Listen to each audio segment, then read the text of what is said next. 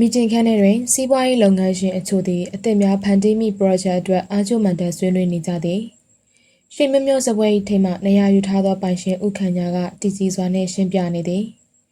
ထိုအခါတွင်မီတင်ခန်းထဲသို့ကောင်လေးတစ်ယောက်အလိုက်မသိစွာပြေးဝင်လာသည့်ကြောင့်ဦးတိုင်ညွန့်၏မျက်နှာခွက်ခနဲပြတ်သွား၏ကောင်လေးကသူ့နာနာတိုးကဲ၍ခတ်တူတူဆိုသည်ဥခန့်ညာနားထောင်နေရင်မျက်မှောင်ကျုံ၏မျက်မှောင်ကျုံရည်သာထိတ်လန့်တကြားရှိမနေထားလိုက်သူ့အတူကြည့်လို့ပါစေဒီကောင်ကလေးမဟုတ်ဘူးအနေငယ်အံ့ဩသွားဟန်ရှိတော်လဲထိုကောင်လေးကခေါင်းငိမ်နာခံ၍အခန်းထဲမှတွက်လက်စွာထွက်သွားသည်ဥခန့်ညာသူ့လုပ်ငန်းရှင်များနှင့်အေးဆေးစွာ project ကိုရှင်းကဆက်လက်ဆွေးနွေးနေတော်သည်လွန်အနီရိပ်ရောင်ပစိုးနှင့်လက်ကတော့အဖြူဝတ်ထားသောကောင်လေးကကားစီသို့တန်တန်မမတ်ပြေး၏တကားဆွဲဖွင့်ကားနေတွင်အနောက်မှလိုက်လာတော်လဲထသူကသူ့လက်ဖြံကိုလှမ်းဆွဲ၏ပွဲမပြီးသေးဘူးလေလွန်ရဲ့အသနာခံသလိုကြည်လာသောမျက်နှာကိုအာနာမိပါသည်အကိုသူ့ကိုစိတ်မကွက်စေဖို့သာစိတ်ထဲမှကြိတ်ဆူတောင်း၏ကျွန်တော်တောင်းပန်ပါတယ်ကိုလက်ကိုခပ်ဖြည်းဖြည်းဖယ်ချတော့လင်းထက်သူအကြက်ရိုက်စွာမျက်မှောင်ကျုံသည်ညကအိမ်မက်မကောင်းလို့ဆိုပြီးတနေ့လုံးညှိုးနှွမ်းဖြစ်နေသည့်ကောင်လေးကအခုတော့ထပေါက်လေသည်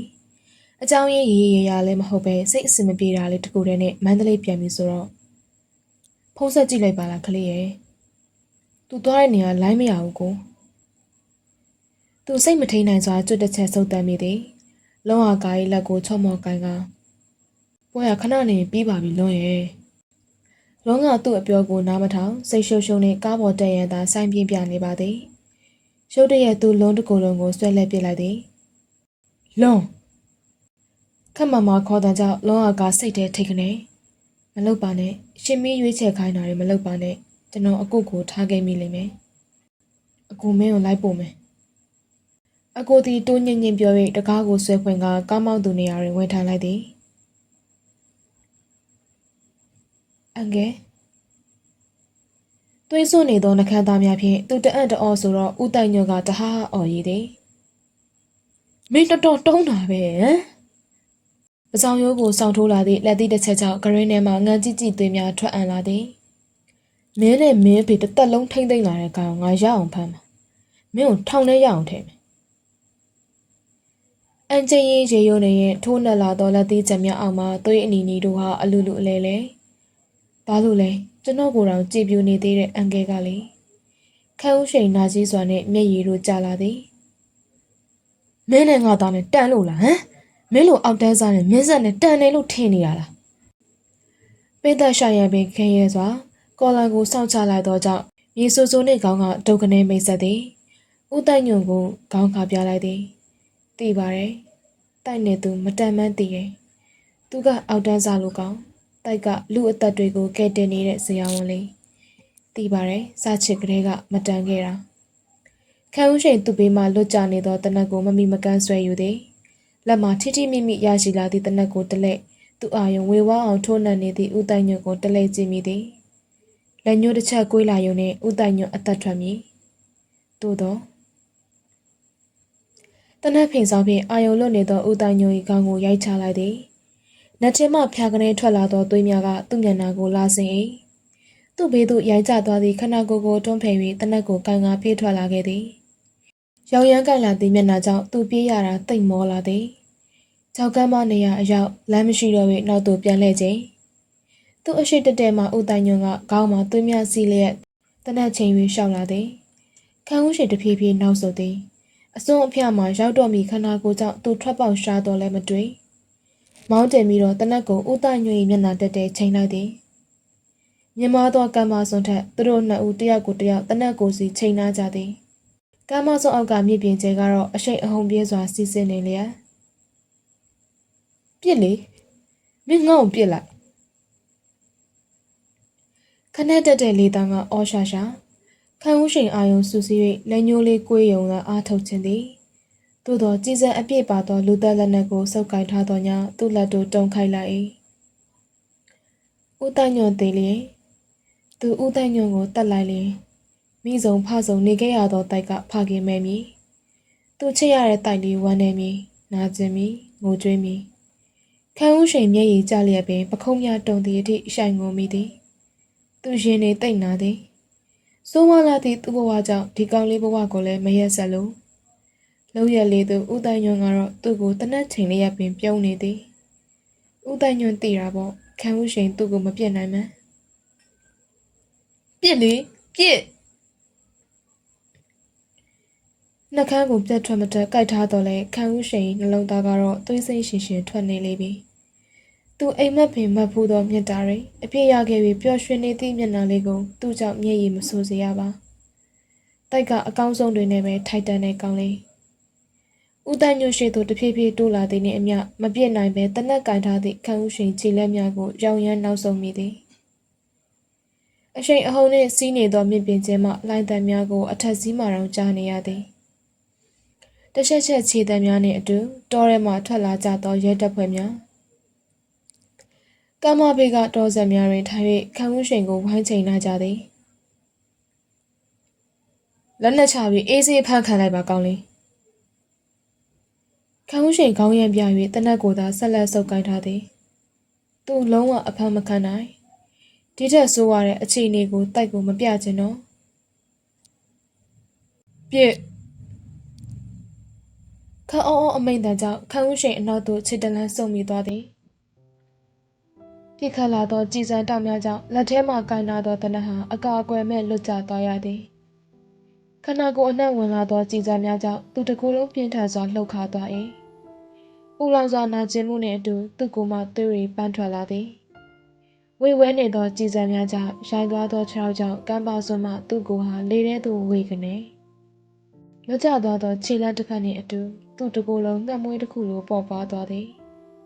ကမ္ဘာမြေကြီးရဲ့ဆွဲအားကဆွဲချလာသောခန္ဓာကိုယ်ထက်နှလုံးသားကပိုဆိုးနေသည်ဘလို့လုပ်မလဲငါမင်းတော့လိုက်မလာနိုင်တော့ဘူးအထူးကုဆရာဝန်ကြီးကိုဂုံယူစွာမငေးနိုင်တော့ဘူး anniversary မှာအတူတူမရှိပေးနိုင်တော့ဘူးမြစ်ပြင်ကျဲကိုရိုက်ခတ်လာသောသူ့ကိုယ်မှမျက်ရည်စာများဟာလွင်ကနေသွေးများတော့စွန့်နေလိမ့်မည်အသက်ရှူဖို့တောင်ခက်ခဲနေသောဒဏ်ရာများနှင့်နှာခေါင်းနှင့်ပါးစပ်ထဲသို့အလုံးအရင်ဝင်လာသောမျက်ရည်အနောက်များရုန်းကန်နိုင်ခြင်းမရှိသူမို့မျက်ရည်ပြင်အနှံ့ဆိုင်ဆုံးထိဆွဲချခြင်းခံရသည်မြင်နေရသောရေမျက်နှာပြင်မှကြည်လင်နေသောကောင်းကင်ကြီးကသူ့နှင့်တဖြည်းဖြည်းဝေးလာ၏ကောင်းကင်ပြမောင်ပုံရိပ်ထင်လာသည့်ကောင်လေးကဂျူတီကုတ်အဖြူလေးဖြင့်သူ့ကိုပြုံးပြနေသည်ခံဦးရှင်အသက်မရှူနိုင်တော့ပါဆေးလိပ်တွေတောက်လို့များသူ့အဆုတ်ကအလုံးမလုံးတော့သလားထိုးနှက်ခံထားရသည့်နှာဖျားကပဲထုံနေသလားကြောက်လာသောမျက်ရည်များကိုမျက်ရည်ကျဲကျဲကကြမ်းတက်စွာတိုက်စားသွားပြန်သည်နားရဲတိုက်ရဲကိုကုတကူလုံးနာနေတယ်ရင်ထဲကရောခန္ဓာကိုယ်ကရောတနက်တန်ရာတွေကစိတ်ထလာတဲ့သွေးတွေကလည်းရေတွေကိုအယောင်ပြောင်းစေသည်အိတ်ချင်ပြီးကိုနားချင်ပြီးမြင်ကျမ်းပြင်သို့နှိမ့်မြုပ်လာသည့်မြုံမိုးများကိုပိတ်ချလိုက်သည်နောက်ဆုံးမျက်ရည်ဦးကတော့လွတ်မြောက်စွာလှိမ့်စင်လျက်မခွဲကျင်သေးပေမဲ့ရေစက်ကုန်ပြီးထင်မရဲ့ကလေးရဲ့လှပခဲ့သောအမှတ်တရနေရများကဖလင်ချက်အဟောင်းများလိုသူ့မှတ်ညံနဲ့ဝါကျင့်ကျင့်ပြေးရှာလာသည်စေးမကုချင်ဘူးဆိုပြီးရုန်းကန်နေခဲ့တဲ့လူကိုမင်းကအထိုးခံပြီးတော့စေးကုပေးခဲ့တဲ့နေ့တငယ်ချင်းစဖြစ်ခဲ့တဲ့နေ့မင်းတော်ကိုအရှက်မရှိလိုက်ကပ်ခဲ့တဲ့ငါလူနာကနေကိုဟုပြောင်းခေါ်ခဲ့တဲ့မင်းစာတက်တာကိုညလုံးပေါက်ထိုင်ဆောင်ပေးခဲ့တဲ့စေယုံရှောင်းလန်းမင်းကငါ့ကိုလူရိုက်လို့စိတ်ဆိုးလိုက်သေးတာကျွန်တော်ကိုချစ်တယ်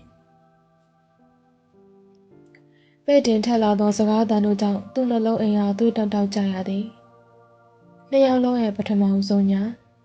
ရင်ဘတ်ပေါ်ရောရင်ဘတ်ထဲပါတစိမ့်နှိပ်ခဲ့တဲ့မင်းနာမည်အတူကစားခဲ့တဲ့ဘောလုံးကွင်းအတူလျှောက်ခဲ့တဲ့ဖျားရင်ပြင်ငါစိုးလို့အမှတ်တရဖြစ်ခဲ့တဲ့မွေးနေ့ရက်ချီပူးခဲ့တဲ့ခန္ဓာကိုယ်လေးသိချရတဲ့ခွေးပေါက်လေးရဲ့အနှမ်းများဘဝရဲ့အပျော်ရွှင်ဆုံးအမှတ်တရများလောကကြီးကထွက်ခွာကန်ဒီတွင်ကြုံဆုံခဲ့ရသည့်အလှပဆုံးအမှတ်တရများဟာအတွေ့အထင်ဟပ်လာတတ်သည်ဤစကားဟာမှန်ပါရဲ့ကိုကြည်နှက်ပါတယ်မပေါက်ဖတ်နိုင်ပေမဲ့လည်းအနည်းဆုံးတော့မင်းလေးနဲ့တွေ့ဆုံခွင့်ရခဲ့တယ်မဟုတ်လား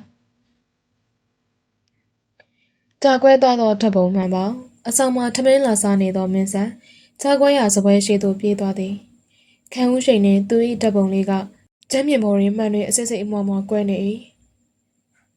မင်းဆက်ထားလိုက်ခဏနေတန်ရှင်းဝင်ရှင်းပေးလိမ့်မယ်ထမင်းစားနေသောစီနီယာကိုများကသူ့ကိုခပ်ပေါ်ပေါ်ပြောသည်သူ့စိတ်ထဲဝင်တမျိုးတမီတပုံနှင့်အများကြီးတဲကမှဒီတပုံပဲထူပြီးကွဲကြရသည့်အကြောင်းကြောင့်ရင်းနှဲဝမ်းနေလာသည်ကိုယ်တိုင်ရှင်းနေရင်မှန်ကွဲစားနေထီ၍စိတ်ကြလာသောသွေးတစက်ကတပုံတဲကခန်းဦးရှင်၏စုတူတူမျက်နှာပေါ်သို့ထားရိုက်ကြသည်မင်းဆက်စပွဲပေါ်မှတ िश ူးကိုအမြန်ဆွဲယူ၍တပုံပေါ်ပုတ်တုပ်လိုက်ရသည်အကိုကျွန်တော်ကောင်လေးနဲ့ပုံကြကွဲသွားတာဘာမှတော့မဖြစ်တော့ပါဘူးနော်စိတ်ပူသလိုမေးတော့အကြောင်းသိနေတဲ့အကိုတွေကအေးဆေးပြန်ဖြစ်သည်ဘာမှမဖြစ်ပါဘူးကွာငါတို့လည်းတခါတလေကြကွဲတာပဲအယူသိမနေစမ်းပါနဲ့ခေါင်းချင်းပြလိုက်တော့လဲစိတ်ပူလာ၍ဘောင်းမီအိတ်ကတ်ထဲမှဖုန်းကိုဆွဲထုတ်လိုက်သည်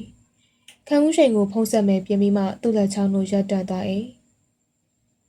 အလုပ်ကိစ္စနဲ့တော့ဘခဏသွားရမယ်ဖုန်းမဆက်နဲ့လိုင်းမမိလာဘူးမှားသွားတာသိတော့လဲစိုးရိမ်စိတ်ဖြင့်ဖုန်းဆက်ကြည့်တော့ထင်းတဲ့အတိုင်းလိုင်းကမရလာပါကွာကျောင်းစစ်မှာအိမ်ကိုမေးကြည့်ပေါ့ကျောင်းပြန်တက်ချိန်လည်းဖြစ်သည့်အတွက်စီနီယာတွေကသူ့ကိုခေါ်ကြသည်မင်းဆက်လည်းအင်တင်တင်ဖြင့်တပုံအကွဲလေးကိုစပွဲပေါ်တင်၍သာထွက်သွားလိုက်သည်ဝင်လို့မရဘူးဗျအထက်မှာအမှုဖြစ်နေတယ်စိတ်ပြက်လက်ပြက်ပြောလာသောအစာဝန်ထမ်းကြောင့်လုံးဝကအထိတ်တလန့်ဖြစ်သွားသည်ဘေးကလင်းထက်သူကသူ့လက်ကိုအားပေးစုပ်ကိုင်းကဝန်ထမ်းကိုထပ်မေးသည်ဘာအမှုလဲဗျမူးရစေးအမှုတင်နဲ့တရက်ခန့်မြင့်တဲကျသွားလို့အလောင်းရှာနေကြတာဘာလုံးခဏကားတကားကိုစောင့်ဖွင့်ကတောအုပ်ထဲပြေးဝင်သွားသောလုံးဝကားကြောင့်လင်းထက်သူရောက်ရက်ခတ်သွားသည်ကားပြင်ထွက်ကပတ်စံရီထဲမှမှတ်ပုံတင်ကိုထုတ်၍ကောင်းလေးကိုပေးကအကွာဆရာဝန်မဒီကတာဝန်ရှိသူတွေခေါ်ထားလို့အစဉ်ပြေမီတင်းသည့်အကြောင်းပြချက်ကိုရောရောပေးကလုံးဝကားနောက်သို့လိုက်ပြေးရသည်ခန်းရှုပ်ထွေးနေသည့်လူတွေကြားထဲတွင်လုံးဝကအယူမိဝသလိုပတ်ချလဲနေသည်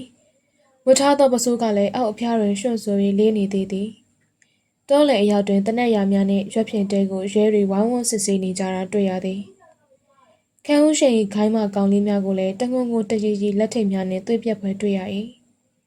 မျက်စိမှဆူယုံနေသောလူများကြားပြေးထွက်သွားသောလုံးဝကောင်နောက်ကိုသူ့အသေးအတန်ပြေးလိုက်သည်လုံးအခုကိုစောင့်မအောင်မြင်းဘေးဆက်မှယူနီဖောင်းအပြည့်နှင့်ရဲများအပါအဝင်သတင်းတောင်များကိုလည်းတွေ့ရသည်ရေထဲမှပေါ်လာသောရင်ငုတ်သမားများကလက်ခါပြကြသည်လင်းထက်သူကသူ့အနာအမြန်ပြေးလာကတုံရင်နေသောပခုံးစုံများကိုစုပ်ကန်လျက်လွန်စေးထားအခုကိုကြည့်အခုခံရောရင်ခံရောဘလုံးမထွေးမေးလာသည့်ကောင်လေးကိုစိတ်မောစွာကြည့်မိသည်စကန်းချထားရာမျက်စိမှထိုင်နေသည့်ရဲမှုဦးတိုင်ညွန့်ကိုမြင်လိုက်ကလေးကဘာတွေဖြစ်ခဲ့တယ်လဲသူနားလည်လိုက်ပြီမဟုတ်မှလွယ်ရောလုံးဝကအရှိန်ဟုန်နှင့်စီးနေသောမြစ်ပင်ကျဲကြီးကိုစောင့်ကြည့်လိုက်သည်မဟုတ်မှလွယ်ရောအဲ့ထဲမှာတော့လင်းထက်သူမတက်နိုင်စွာခေါင်းကိုဖြည်းဖြည်းညှိလိုက်သည်ပြူးကျဲလာသောမျက်လုံးအစုံနှင့်အတူလုံးဝကိုင်းနှကန်းတို့ကပွင့်ဟလာ၏နော်စိတ်ကိုအေးမဟုတ်ခက်စီးကြလာသောမျက်ရည်များကိုပို့တော့၍ပခုံးစုံမှသူ့လက်များကိုဖိချသည်ခေါင်းကိုရွှမ်းကမြက်ထဲသို့ပြေးဆင်းသွားသောကောင်လေးနောက်သို့လင်းထက်သူထိတ်လန့်တကြားလိုက်ရသည်အာခက်ဒုက္ခထိနစ်နေသောမျက်ရည်များကြောင့်ပစိုးကိုမှ၍ရိုင်နေစွာရှောက်နေသောကောင်လေးကိုလင်းထက်သူအတင်းဆွဲခေါ်သည်မတော်ရဘူးမင်းလုံးဝမတော်ရဘူးငါတောင်းပန်ပါတယ်ကွာထားခဲ့ပြီလို့တောင်းပန်ပါတယ်အယူတရလိုအော်ဟဲ့ငိုယိုနေသောကောင်လေးကိုရင်ခွင်ထဲထည့်၍တင်းကျပ်စွာဖက်၍ချုပ်ထားရသည်ရုံးကန်နေသောလက်များကိုဖိကိုင်၍ရှာပေးမယ်ခန်းဦးရှင်ကိုရှာပေးမယ်လုတ်ပါအောင်ကိုရခန့်ကိုရှာပေးပါလုံးဝကာကြီးခေါင်းလေးကိုခပ်ဖဖပို့ရင်သူ့လည်းမျက်ရည်လဲမိသည်ခန်းဦးရှင်ဆိုတာဘလောက်တောင်ချစ်ဖို့ကောင်းတဲ့ကောင်းလေးလဲစတွေ့ကလေးကမင်းဆက်နဲ့တူတူတွေ့ခဲ့သည့်အတွက်သူခန်းဦးရှင်ကိုရင်းနှီးပြီးတန်ရောစင်တွေ့သည်လုံးဆိုရင်ပြောပွေရပဲမရှိ မြစ်ထဲသို့ကျသွားသည့်ကပ်ပါစွန်မှကြောက်ခဲစာများကိုငေးကြည့်နေမိသည်နှခမ်းကြားမှစီကရက်ကိုပစ်ချကဘူစ်အညူရောက်ဖြင့်နင်းချလိုက်သည်ကောက်လည်နေသည့်စံသားတို့ကိုရဲဖြင့်တေချာတတ်တင်ထားသောကြောင့်လေတိုက်တော်လဲပုံမပြန်စီးနေသောမျက်ရည်များကိုကြည့်ရင်ပပြင်ပေါ်သို့မျက်ရည်တစ်ချောင်းကဖြတ်စေသည်အသက်တူလိုက်တာတားရဲ့စိတ်မကောင်းဖြစ်နေုံကလွဲပြီးဘာမှမတတ်နိုင်တဏှာမှန်သွားသည်ဟုကြားသည်ဒီမြင့်ပုံစံနဲ့ဆိုအသက်ရှင်စရာအကြောင်းမရှိဥခန့်ညာတပ်ပြင်းကိုသာခက်လေးလေးချမိသည်တူးတဲ့သောသားလေးပြပြစုံစုံမွေးဖွားခဲ့သည်ပျော်ပျော်ရွှင်ရွှင်တော့နေခဲ့ပုံမရသူသားကိုမချစ်ဘူးလားမေးလျင်တော့ချစ်ပါသည်ကိုသွေးသားပဲချစ်တာပေါ့သို့တော့အားကြောက်တဲ့ဒယ်ရီသူတို့လင်မယားခန့်ကိုမိုးရင်ချင်းနဲ့ညာရန်လာအိတ်ချင်ခဲ့တဲ့အလဲတန်းကြောင်းသားလေးပြောညံ့လာကြည်လာဟူ၍ရိုက်ပုတ်နှင်ထုတ်မိသည်အရွယ်နှင့်မလိုက်အောင်တတ်မှခိုင်းသည်မကြည့်ကြုံဒယ်ရီကိုရောင်နဲ့အတင်းခေါ်လာပြီးလူသက်ပြသည်လူသက်လက်နက်ဟူသည်ကစားစရာတစ်ခုလိုကျွမ်းကျင်စေသည်တကယ်ချင်းတော်မှသူ့လိုခလေးနဲ့ပဲပေါင်းခိုင်းသည်လူကောင်းသူကောင်းတွေကိုသူ့ဘဝမှာဆက်ရှက်เสียမလို့တားနာရဲတတူးထိုးခံလျက်ပင်မျက်ရည်ဆက်ဆက်နှင့်ပြောလာသောသားကိုစိတ်တို့သည်ဒီလောကကနိုင်သူစားပဲမင်းပုံနဲ့ဘလို့ဖြစ်မလဲကန်ဆိုးလွန်သည့်ကောင်လေးကနိုင်ငံခြားကစိတ်တန်ရာတစ်ခုနှင့်ပြန်လာတော့လဲမိမယုတ်ကအိမ်မှာရှိမနေသူ့ကိုမုန်းလင်းတော့တားမျက်နာတော့ကြည်တင်သည်ကိုသွေးသားကိုရှိတယ်လို့တော့သဘောမထားခဲ့သည့်မိမကသူ့ပြိုင်ဘက်ယောက်ျားနောက်ကောက်ကောက်ပအောင်လိုက်သွားသည်မင်းမမီတေးပြီးဟုသာပြောထွက်သည်သူကိုယ်တိုင်လက်စာတုံးခဲ့တာမပြောမိတောက်ကအမှန်ဆိုသူ့ထက်တော်ပါသည်သို့တော့မင်းကိုဒယ်ဒီအားလုံးတင်မိခဲ့တယ်ဒါပေမဲ့ငါကိုယ်တိုင်တော့ဆက်စုပ်တဲ့အချစ်ဆိုတာရဲ့အကြောင်းကိုတော့မတင်ပေးတတ်ခဲ့ဘူးလေ